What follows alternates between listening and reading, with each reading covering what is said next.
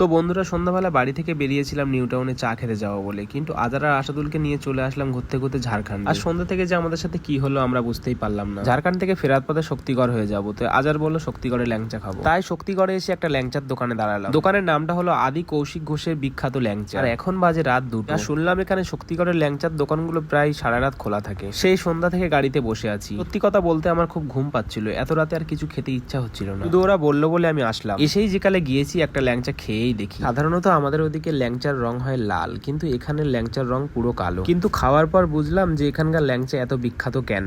সত্যি খুব খেতে টেস্টি। সাধারণত যারা আমার সাথে থাকে তারা জানে আমি কতটা মিষ্টি খেতে ভালোবাসি। এখানে অনেক রকমের ল্যাংচা ছিল, কিন্তু অনেক রাত হয়ে যাওয়ায় আমি আর কিছু খাইনি। বাড়ি থেকে প্রায় 250 কিলোমিটার জার্নি করার পর সবাই ক্লান্ত হয়ে গিয়েছিল যে কখন বাড়ি যাব, গিয়ে একটু ঘুমাবো। কিন্তু আসার পথে এত জোরে বৃষ্টি হচ্ছিল যে গাড়ি চালানোই যাচ্ছিল। তাছাড়া ন্যাশনাল হাইওয়েতে কতটা গাড়ি চালানো বিপজ্জনক তোমরা সবাই জানো। তো গাইস, ভিডিওটা ভালো লাগলে লাইক করে দিও।